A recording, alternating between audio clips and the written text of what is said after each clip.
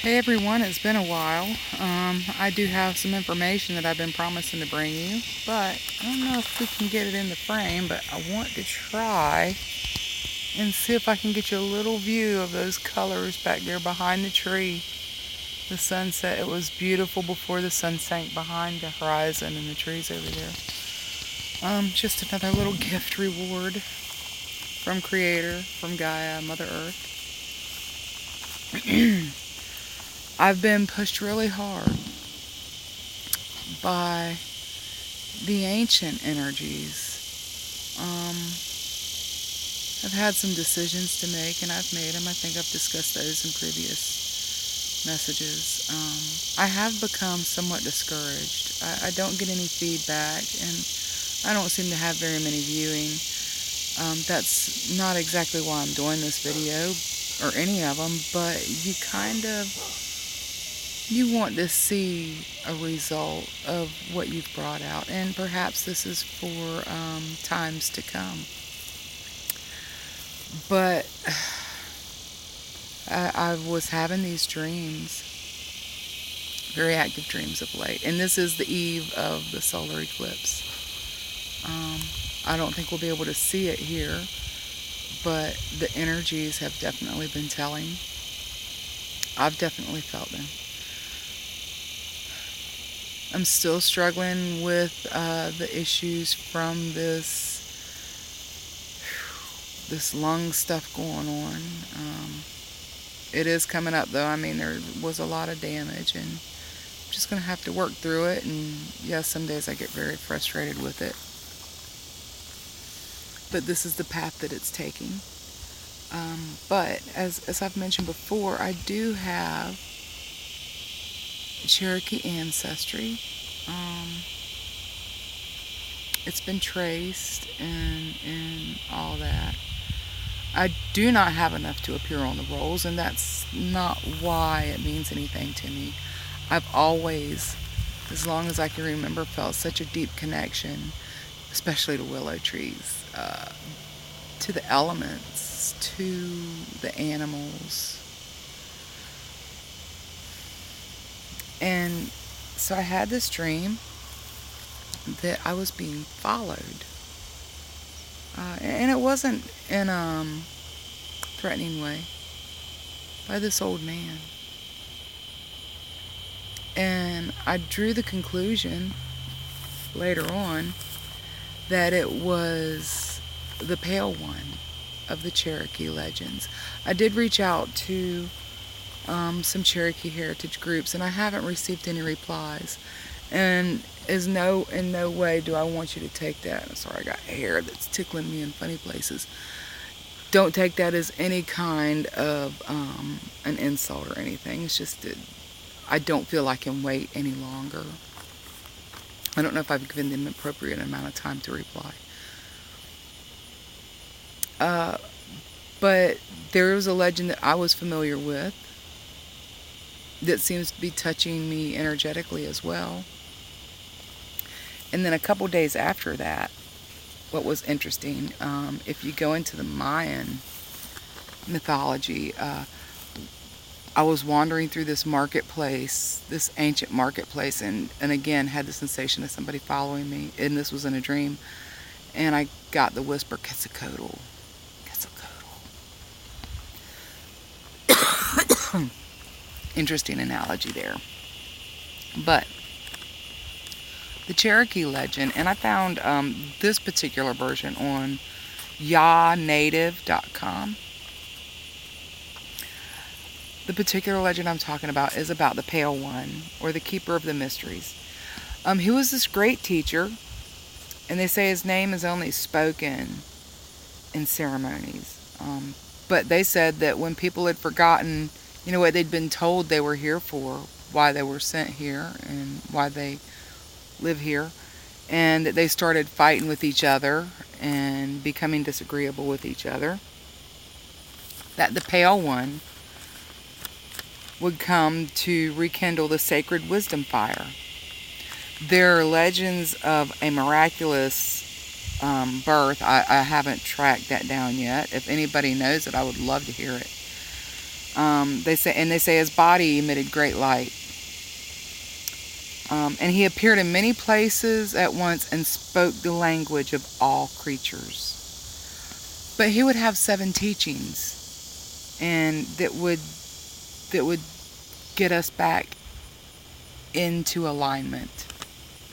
And I want to talk about those. I was going to try to do this big fancy video, and apparently that's not me, but I keep getting pushed that this needs to come out. So, number 1, what walks, swims, flies, or creeps is in relationship. The mountains, streams, and valleys, and all things are related to your thought and action. What that means is that everything is part of everything, and everything we do and say affects everything. And that's very true.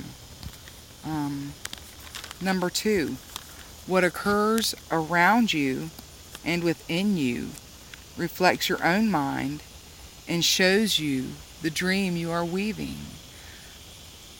Okay, there's a lot of people talking about this, that the reality on the outside of us is a projection of what's inside of us.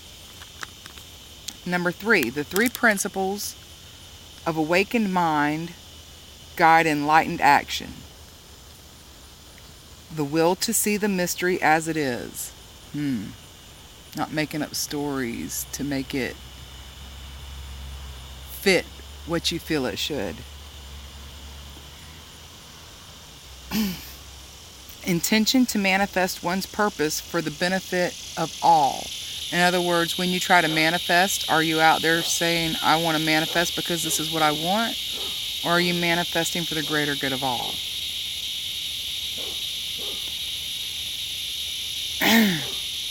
And the courage to do what must be done.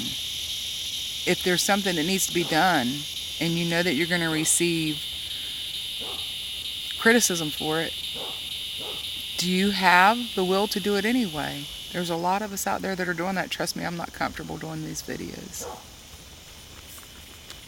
But something keeps pushing me to. Number 4, the generosity of heart and action brings peace and abundance for all in the circle. So if you're generous in your wishes and your love for yourself and others, and if you carry through into action with that, then that's good for literally everything in the circle. And the circle, like we said before, is everything. Number 5, respect for elders, clan, land, and nation inspires acts in harmony with the sacred law, good caretaking of the gifts received. So have respect for that which came before you. And that is going to keep you in right relationship or in alignment. And good caretaking of the gifts received. If you've been given gifts, don't just squander them. Don't just waste. It's disrespectful. And it's contrary to what you say you want.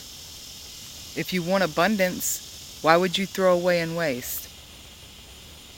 Number 6, action to benefit the land and the people unto 7 generations shapes the consciousness of the planetary caretaker, dreaming those yet unborn, ever mindful of life's unfolding.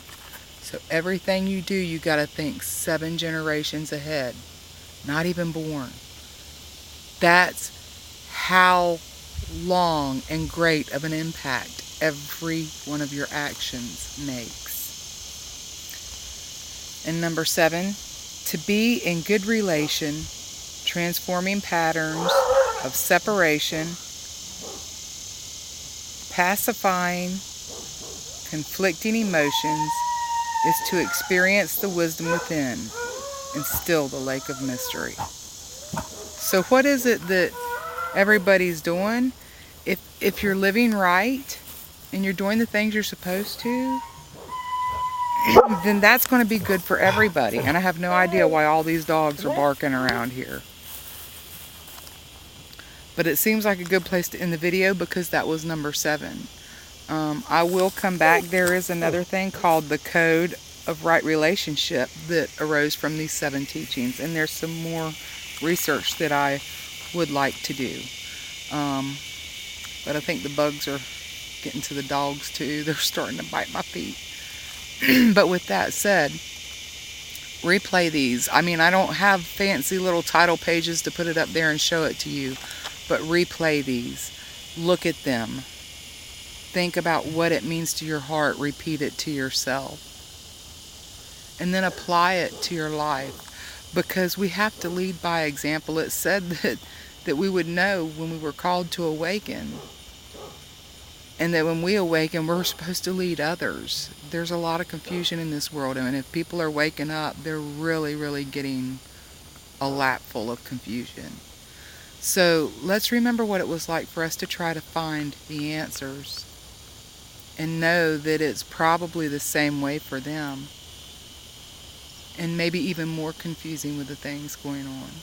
So with that, I ask you again to like, subscribe, share. Please leave comments because I don't know what's going on out there if you guys don't tell me. And whoever this is meant to touch, I hope that it touched you, and I hope that it helps you figure out some answers that you're looking for, because I just send you all of the love and encouragement. And I thank you for taking the journey with us.